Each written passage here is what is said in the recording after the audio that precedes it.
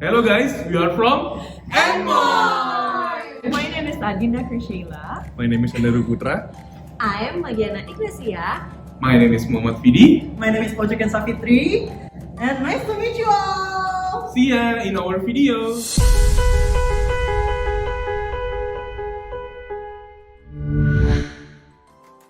And now, you're going to be watching our book review of Making Globalization Work by Joseph Stiglitz.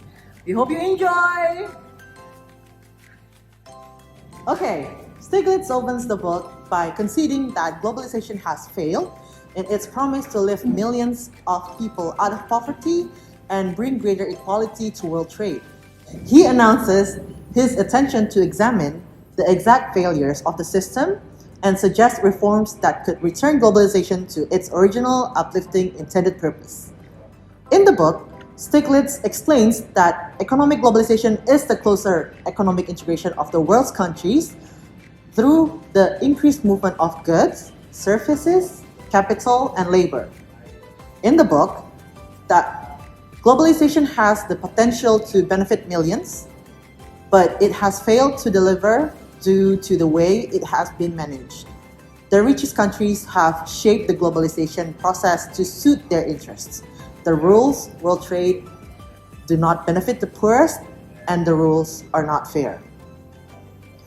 Making globalization work aims to pinpoint which changes can be made to enable globalization to live up to its promise of improving people's lives. Poverty needs to be reduced, of course. Foreign assistance and debt relief should be provided. Trade should be made fairer. Liberalization of markets should be limited. The environment should be protected, and global governance mechanisms should be repaired. Stiglitz separates globalization into two distinct categories: political globalization and economic globalization. They are linked but do not move forward at the same pace. Economic globalization has spread throughout the world, but political globalization has failed to keep up. People resent and mistrust globalization, and the book itself blames this on the failures of political globalization to sell itself to the public. So we're moving on to chapter 2, the promise of development. So as Joseph Stiglitz notes that India succeeded in attracting skilled computer programming and customer service jobs from the United States and Europe, even though the median income was only $2.70 a day. So globalization was the key to dragging East Asia out of poverty. Unemployment fell, life expectancy and general health improved, and literacy became one of the nearly universal. So in the 1980s, some Asian economies bowed to the pressure from free market republics. They loosened regulations and opened their markets. The currency and economies became more volatile and also risky. Growth and progress cannot be measured in economic terms alone.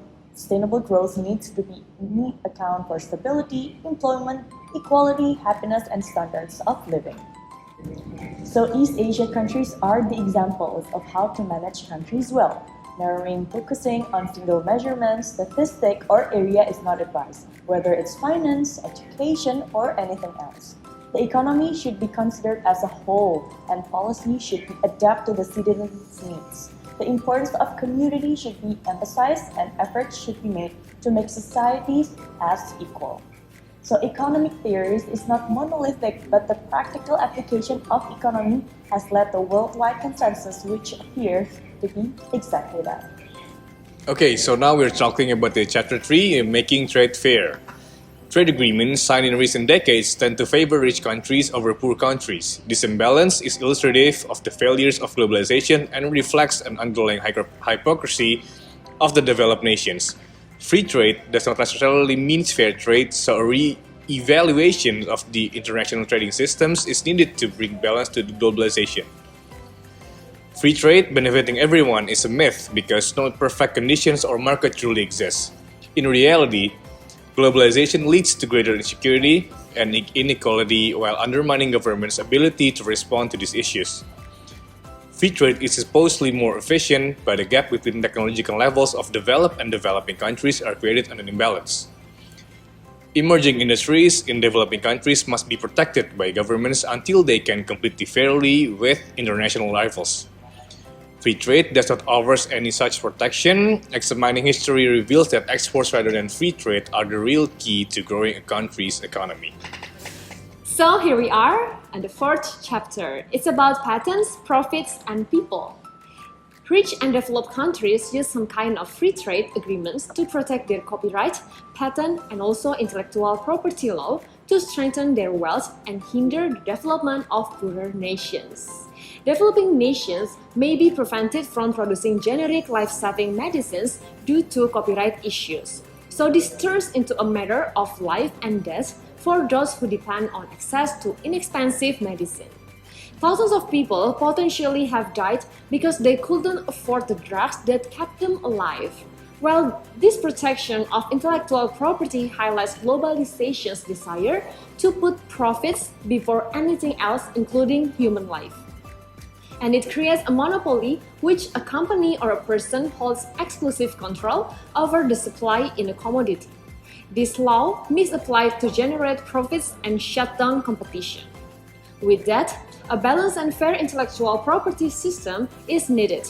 And part of making globalization work is reforming intellectual property and other laws that is fair and doesn't only focus on the interests of corporations. The world has finally learned that one-size-fits-all development strategies do not work. So it doesn't work as they try to impose universal ideals on cultures that are different.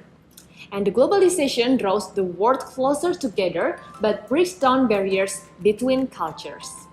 A country can make itself rich by extracting and exporting its natural resources. The methods of extraction and export often fall victim to predatory corporations and prevent nations from investing their inherent wealth in a way that adds to economic growth. International institutions such as the International Monetary Fund also hinder the proper investment of money earned from natural resources. Resources do not need to be acquired, and developed nations must help developing nations with the extraction and sale of the resources. Wealth generates power, the power that enables the ruling class to maintain that wealth. Making globalization work return repeatedly to the idea that the wealthiest part of the world act in a self-interested fashion. The wealthiest countries, corporations, and individuals do not believe in the altruistic ideals of globalization, but see it instead as a way to consolidate their power. They lobby, bribe, and demand that their interests to be prioritized when forming international trade agreements. These demands mean that the poorest people in the world lack representation. Globalization has been sought by the special interests and the wealthy who have created an imbalance in power to turn the system to their own benefit. Globalization has not globalized wealth. Instead, globalization has centralized wealth in the hand of increasingly small number of people, corporations, and nations. Okay. Now, Now, now, now, now, No? no, now, now, now. it's It's your time, my time, my time, Your time. my time. your time, your time, my time. Now it's your time.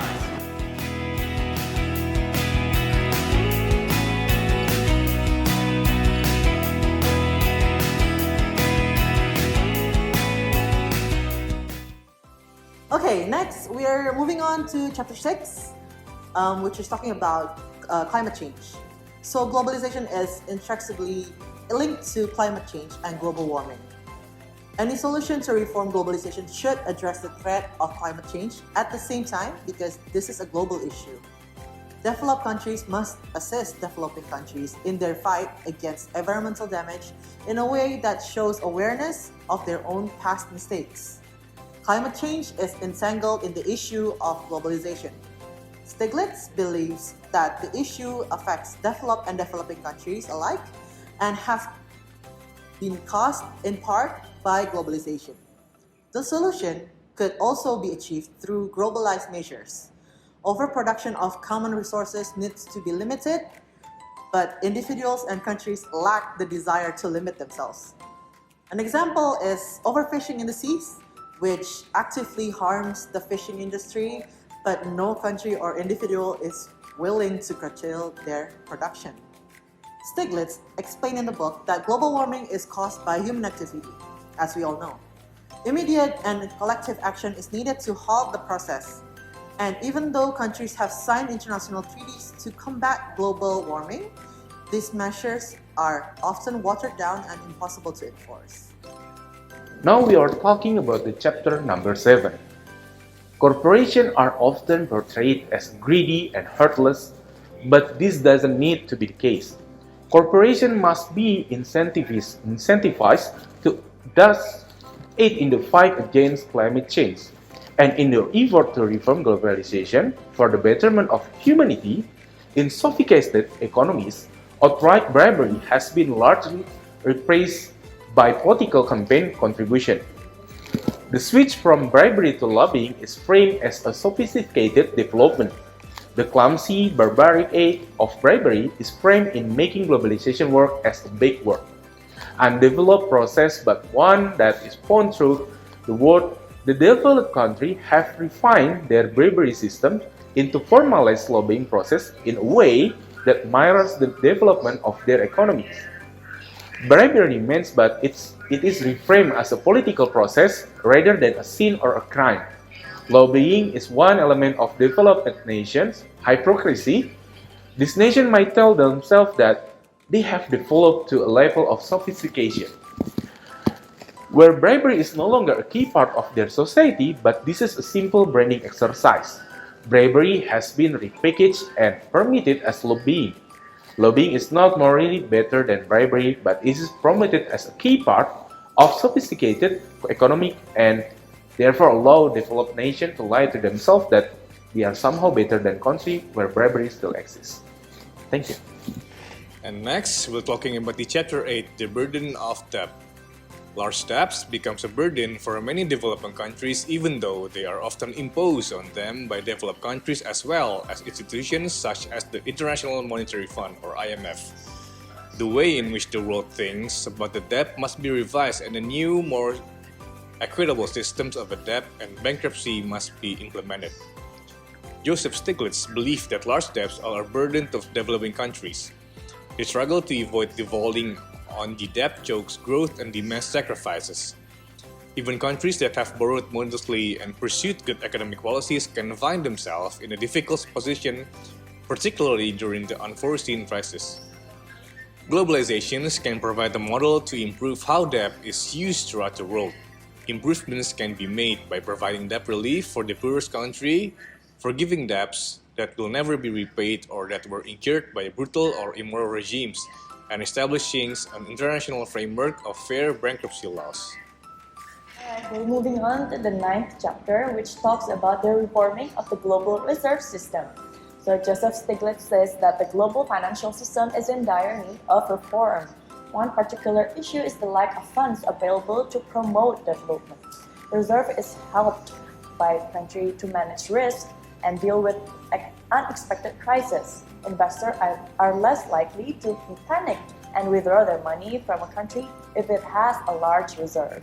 So a globalized system can address the underlying flaws in the mechanism of reserves. One solution involves inventing a new currency, the sole purpose of which is to act as the default reserve currency.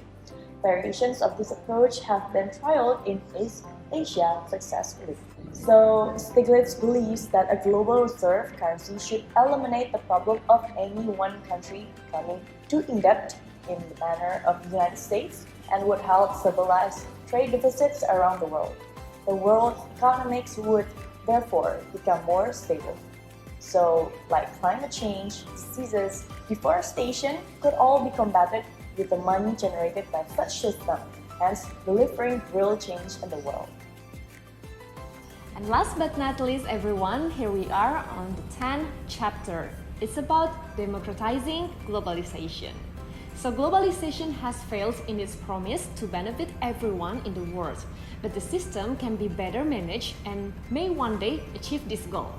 So, jobs being outsourced from rich to poor countries are a political issue fueled by globalization.